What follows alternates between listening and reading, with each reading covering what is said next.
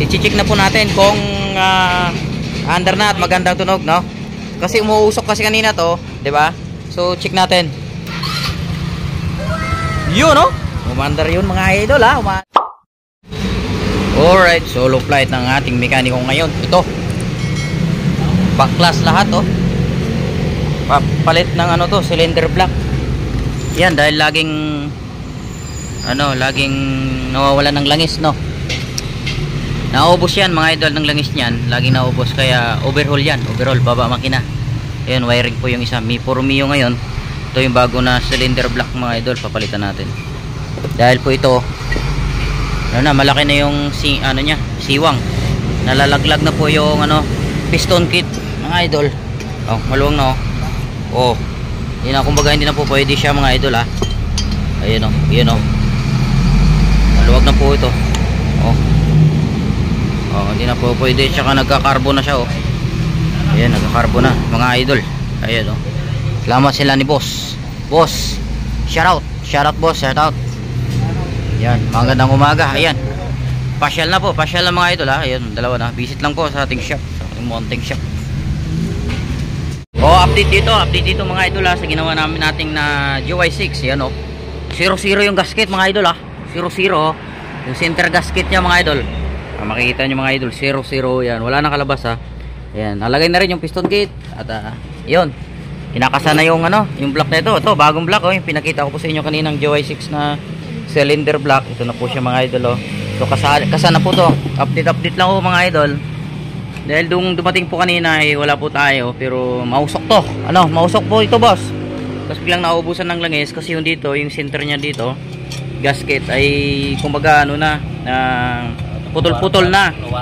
Oo, kaya po laging nauubusan ng langis kahit anong gagawin ni boss. Kakasensyoel lang niya, kinabukasan o sumunod na araw, wala na naman. Kaya pala lakas ng tulo rito, kaya ang ginawa natin dito mga idol, di lang natin napakita, biniyak po natin yan. At bago na rin po, yung center gasket niya, meron na rin center gasket to. Ayan, kinakasan na po yung block ito sa motor na to. Ayan, update lang po mga idol. Mapandar na po natin to, pero kanina kasi nung dinala ko dito ay muusok talaga, hindi lang natin nabidyoan. So tingnan natin mamaya ang mga resulta kung hindi na siya uusok, ha. Update lang mga idol, let's go. Ayan, so mga idol, ha, ang gagamitin ho natin yung valve cell, syempre original, ha. Ayan, Yamaha. Pag original dapat para iwas usok ulit, na.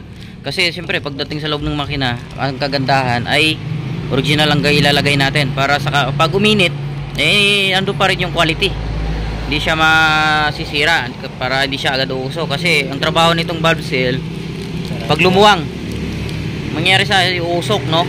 So ito maganda to kay original. Yan, update lang mga idol, ha. Alright, so mga idol, update po tayo dito sa ginawa ng ating mekaniko pala. Hindi ako ang gumawa, kundi siya. Ginawa na GY6 itong Rosy Gala, no. So okay na, nailagay na ho natin, nasalpak na po natin mga idol. Ayan, yung block, bago na po yung block niyan, okay na lahat. So i-check na po natin kung under na at magandang tunog, no. Kasi umuusok kasi kanina to, 'di ba? So check natin. Yun, no. Umandar yun mga idol, ha. Umandar ho yun. Ano masabi niyo, sir? Sulit yung paghihintay. Sulit yung paghihintay. Yan, umandar yun. Yun, walang kausok-usok mga idol, yan, umandar ho yan, ha. Yan, diba, okay na. Sulit yung paghihintay nila ni sir. Maraming salamat. Tahimik po siya at di na umuusok mga idol. Bago na yung cylinder block. Okay na po lahat, no. So okay na. Okay na po mga idol, ha. Maraming salamat kay na sir. Sir, pangalan po? Ano po? Jimar. Si Sir Jimar. Kayo po, sir? Jose. Si Sir Jose. Ayan, si Jose at si Jumar. Maraming salamat po sa kanila dahil okay na. Alright, pasyal na dito sa shop mga idol. Maraming salamat. Bye.